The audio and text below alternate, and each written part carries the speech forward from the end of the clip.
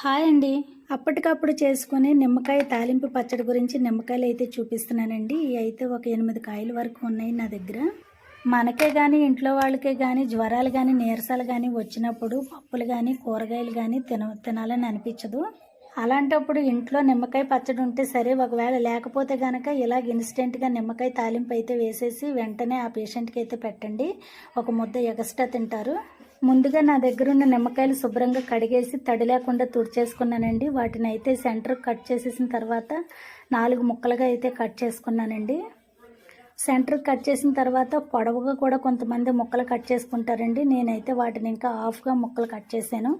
ఇలా చిన్న ముక్కలుగా కట్ చేసుకోవడం వల్ల ఉప్పు కారాలు బాగా నిమ్మకాయ ముక్కల్లోకి పడుతుందండి. 4 ముక్కలుగా కట్ చేసుకున్న ఉప్పు కారాలు పడతాయి కానండి, ఎందుకంటే మనకి ఇన్స్టెంట్గా తయారు చేసుకుంటున్నాం కదా ఇప్పటికిప్పుడు తినాలని. అందుకు ఇలా చిన్న ముక్కలు కట్ చేసుకుంటే బాగుంటుందండి. వీటిలో అక్కడక్కడ గింజలు ఉంటాయి కదండి, ఆ గింజలన్నింటినీ శుభ్రంగా తీసేసుకోవాలి.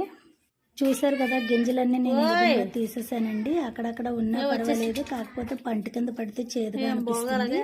నేను ఒకే ఒక నిమ్మకాయ అయితే రసం పిండుతున్నానండి, ఎందుకంటే నా దగ్గర తక్కువగానే నిమ్మకాయలు ఉన్నాయి, కానీ నాకు తినాలని అనిపిస్తుంది కాబట్టి ఇప్పుడు ఇన్స్టెంట్గా అయితే నిమ్మకాయ తాలింపు పచ్చడి తయారు చేస్తున్నాను కాబట్టి ఒకే ఒక నిమ్మకాయ రసం అయితే పిండేశానండి. వీటిలో నిమ్మరసం కూడా పిండుకున్న తర్వాత ఇందులో నేను 3 స్పూన్ల వరకు కారం అయితే వేస్తున్నానండి. 3 స్పూన్లన్నర వరకు అయితే కారం వేసానండి, ఎందుకంటే నాకు కారంగా తినాలని అనిపిస్తుంది. 1½ స్పూన్ వరకు అయితే సాల్ట్ వేసానండి. ఇవన్నీ వేసిన తర్వాత బాగా కలిపేస్తున్నాను. ఉప్పు కారం కలిపిన తర్వాత నిమ్మకాయ ముక్కలు ఒక పావు గంట వరకు పక్కనైతే ఊరనిద్దామండి. తర్వాత తాలింపు వేసుకుందాము.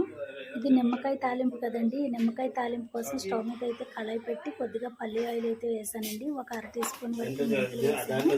అలాగే ఒక 1/2 టీ స్పూన్ వరకు ఆవాలు కూడా వేసి 2 ఎండుమిర్చి అయితే తుంచి వేస్తున్నానండి.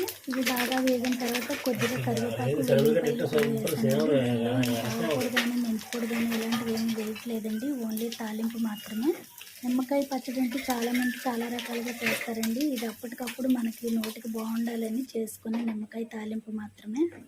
తాలింపు చూస్తున్నారు కదా, బాగా వేగింది కాబట్టి ఇప్పుడైతే మనం పక్కన ఊరబెట్టుకున్న నిమ్మకాయ ముక్కలు అయితే వేసేసి బాగా కలిపేద్దామండి. వేడిగా ఉన్న తాలింపులో ఈ నిమ్మకాయ ముక్కలు అలా మగ్గుతాయండి. ఒక 5 నిమిషాలు అలా ఉంచేసిన తర్వాత మనం వేడి అన్నంలో వేసుకుని తింటే చాలా బాగుంటుందండి.